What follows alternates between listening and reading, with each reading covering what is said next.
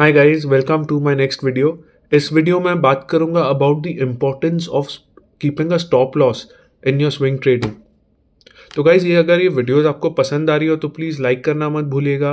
And आपके कुछ queries हो तो कमेंट करना मत भूलिएगा। एंड प्लीज़ फॉलो सब्सक्राइब कीजिएगा ताकि आपको रेगुलर अपडेट्स मिलते रहें, मेरे लेटेस्ट वीडियोज़ मिलते रहें। एंड चलिए शुरू करते हैं, बढ़ते हैं टॉपिक की तरफ about the importance of stop loss. Guys, आप लोगों ने महाभारत के बारे में तो ऑब्वियसली सुना ही होगा। एंड महाभारत में आपने वो जुए का वो स्टोरी आपको याद होगा, जिसमें युवराज युधिष्ठिर सब कुछ हार जाते हैं अपना, उनका महल, उनका घर, उनकी सेना, उनकी वाइफ भी। इतने 5,000 साल पुरानी स्टोरी है जो हर घर में दोहराई जाती है। बोला जाता है कि जुआ खेलना गलत है, गलत है, गलत है। फिर भी लोग आज भी जुआ खेलते हैं और सब कुछ गंवाते हैं। आज भी मेरे कुछ दोस्त हैं जो मुझे कॉल करके बोलते हैं, भाई स्टॉक मार्केट में सब हार गया मैं, कुछ उधार मिल सकता है क्या? उनकी क्या गलती है? स्टॉक मार्केट में ट्रेडिंग करना गलत नहीं है अगर आप रिसर्च करो और एक कैलकुलेटेड रिस्क लो। लेकिन अगर आप बिना स्टॉप लॉस के खेलते हो तो स्टॉक ट्रेडिंग ट्रेडिंग नहीं, जुआ बन जाता है। ट्रेडिंग और कैलकुलेटेड रिस्क में फ़र्क ये है कि आप ट्रेडिंग में जब आप जो फ़िल्टर्स, मैंने 3 फ़िल्टर्स आपको बताया पिछले वीडियो में। आप ऐप्स में जाते हो, देखते हो कि कौन से स्टॉक्स अच्छे हैं। आप पेपर में पढ़ते हो, आप मनी कंट्रोल पे जाते हो, न्यूज़ निकालते हो, और आप देखते हो कि कुछ म्यूचुअल फंड्स भी खरीद रहे हैं, उनके फाइनेंशियल्स अच्छे हैं। फिर जब आप एक स्टॉक में इन्वेस्ट करते हो तो वो जुआ नहीं होता है, वो कैलकुलेटेड रिस्क होता है।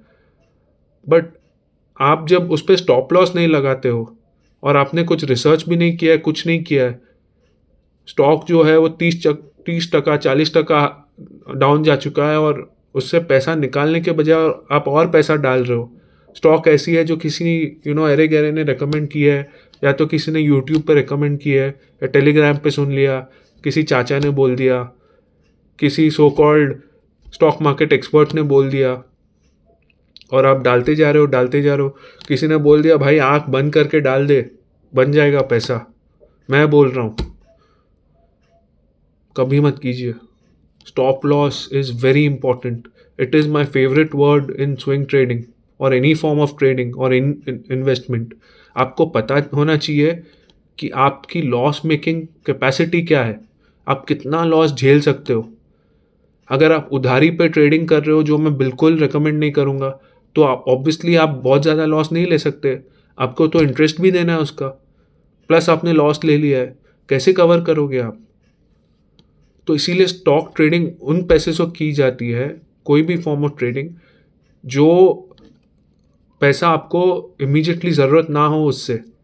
अगर आपको कुछ पैसे चाहिए इमीडिएटली, आपको घर खरीदना है, कुछ पैसे चुकाने हैं, किसी की आपकी शादी है या घर में किसी की शादी है, तो वो पैसा प्लीज़ आप ट्रेडिंग में मत डालिए। जब वो एक्स्ट्रा पैसा है तभी उससे ट्रेडिंग कीजिए, और स्टॉप लॉस ज़रूर डालिए। अगर एक लार्ज कैप है तो आप बिना और फंड, अगर म्यूचुअल फंड हाउसेस खरीद रहे हैं, एनालिस्ट बोल बाय रेटिंग सब बता रहे हैं, तो आप बिना स्टॉप लॉस के एक टाइम पे खेल सकते हो। बट आप लार्ज कैप नहीं है, या लार्ज कैप है और हर किसी ने सेल रेटिंग दिया है, बट फिर भी आप डाल रहे हो, तो मुझे नहीं लगता 25% के ऊपर कोई भी किसी भी हालत में आपको लॉस लेना चाहिए। अगर 25% लॉस हो रहा है, आप इन्वेस्टिंग कर रहे हो, ट्रेडिंग कर रहे हो, कुछ भी कर रहे हो, तो आपको निकाल ही लेना चाहिए पैसा। 25% के ऊपर कभी लॉस मत लेना। और एक चीज़ जो मैंने कुछ जो कसिनो में वगैरह जाते हैं और जो पैसा कमाते हैं उनसे सुना था कि जब उनकी लॉस बहुत ज़्यादा हो जाती है ना, तो वो लोग सीट से उठ जाते हैं, थोड़ा घूमते फिरते हैं, खाना खाते हैं, फिर वापस आते हैं, फिर लगाते हैं। इसे लक कहिए, कुछ भी कहिए। तो आपके भी अगर लॉसेस बहुत ज़्यादा हो रहे हैं तो निकल जाइए आप ट्रेडिंग से, मार्केट से। थोड़ा पैसा रिकवर कीजिए आपके जॉब से, आपके बिजनेस से, और फिर से आप पैसा लगाइए। जैसे कि अभी जो हालत है वो पिछले 1-2 महीने से चल रही है। तो अगर आपके लॉसेस बहुत ज़्यादा हो गए तो इट्स टोटली फाइन अगर आप निकलो, कुछ पैसा निकाल लो फिर वापस आओ, it's totally all right. But आपके ऑलरेडी अगर आप अभी तक होल्ड किया आपने और होल्ड कर सकते हो और लॉस सिर्फ 10-12%, 15% है, तो कोई बात नहीं, you can prolong it. But 25% मुझे लगता है शुड बी द मैक्सिमम। उसके आगे आपको लॉस नहीं रखना चाहिए। इनफैक्ट एक्सपर्ट्स तो यही कहते हैं कि अगर आपका टारगेट 20% है तो स्टॉप लॉस 10% होना चाहिए, ताकि आपको 2 ट्रेड मिल जाए। एक अगर प्रॉफिटेबल ट्रेड हुआ तो 2 ट्रेड आपके लॉस में भी गए तो भी योर ब्रेक इवन कर लिया आपने। So that should be the formula. तो आप मुझे कमेंट में बताइए कि कितना आप स्टॉप लॉस रखते हैं, और लार्ज कैप के लिए कितना रखते हैं, मिड कैप के लिए कितना रखते हैं और स्मॉल कैप के लिए कितना रखते हैं। कमेंट्स में बताइए। थैंक यू गाइस, जय हिंद।